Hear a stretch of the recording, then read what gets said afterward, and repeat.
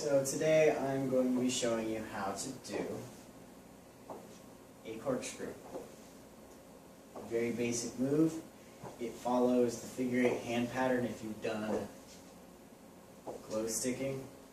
Sometimes it's referred to as the figure 8. In poi, most people call it a corkscrew. Now, this is a corkscrew. Or you can do it like this. Either or, it doesn't really matter. Whether you do it above your head or just above your arms. Doesn't really matter which way you do this. I mean, when you look at it from the side, this is what it looks like. And you don't need to learn this in reverse, you just need to learn it in your dominant direction, whichever that may be. Learning it in reverse is going to be a lot harder than learning it forwards, so try not to spend too much time on this. There are a lot other things that you need to be worrying about than being able to do a corkscrew in reverse. Now, to do a corkscrew, we need to break it down to its element. So, a corkscrew is a type of weave. So, we've already done weaves before. It is this X pattern. We're drawing this sort of X here. If we take that X that's like this, and we turn it like this, we're still doing that X, but we're doing it on the side.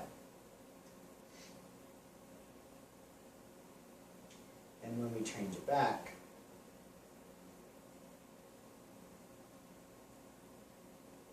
it's the same motion. Just changing our which way we're doing it. So, as you're doing this, keep that in mind, and go below your arm once, above your arm once, below your arm once, above your arm once, below your arm once, above your arm once. Just one beat above, one beat below. And roll your wrists, just like you did when you were doing your weave.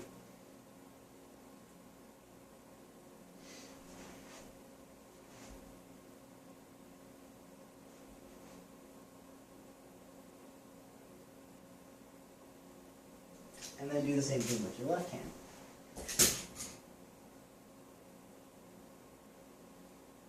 And once you're good at that, you can do it with each arm. Get your split time going.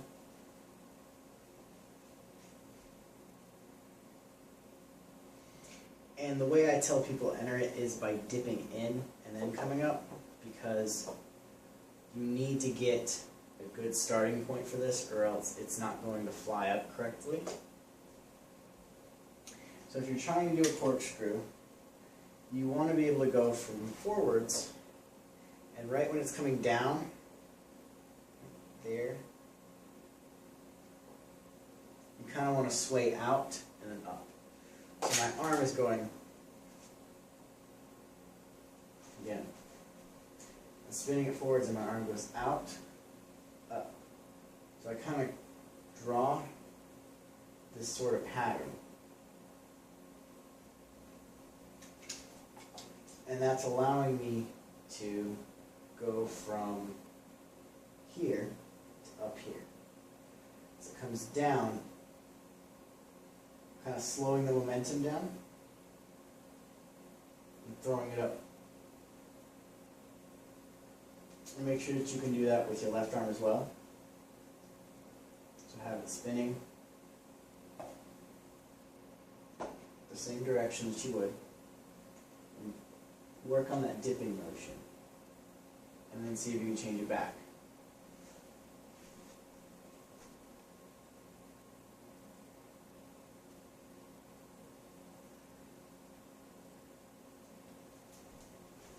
So, if you can do that, and you can do your extensions, you're in a very good place now. Because now, you can do your corkscrews from your split time that you're already in. So as you're doing your forwards, weave, and you go to turn, and do your waist wrap,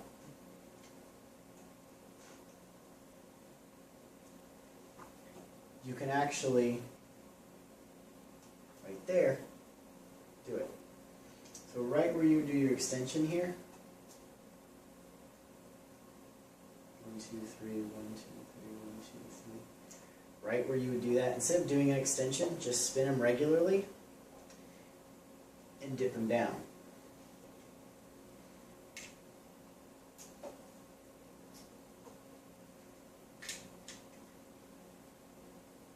It doesn't matter if you go above your head or above your arms, just that you are crossing some sort of axis.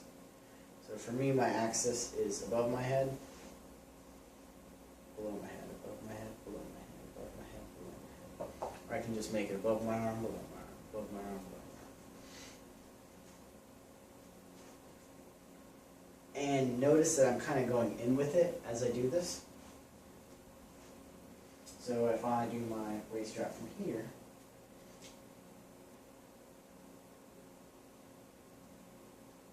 I'm bringing it from this position and dipping it up.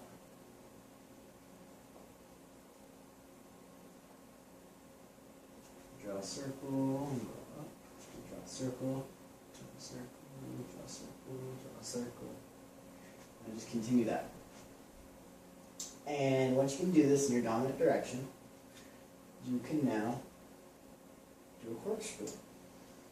You can actually come out of the corkscrew by doing that exact same swooping motion to go the other side.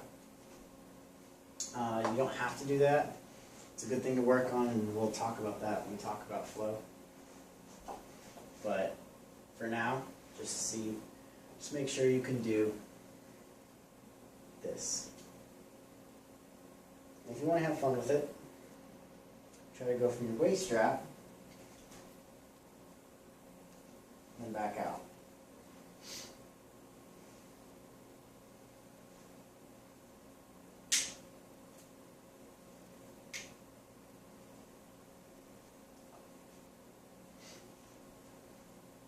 Alright, and that's the corkscrew.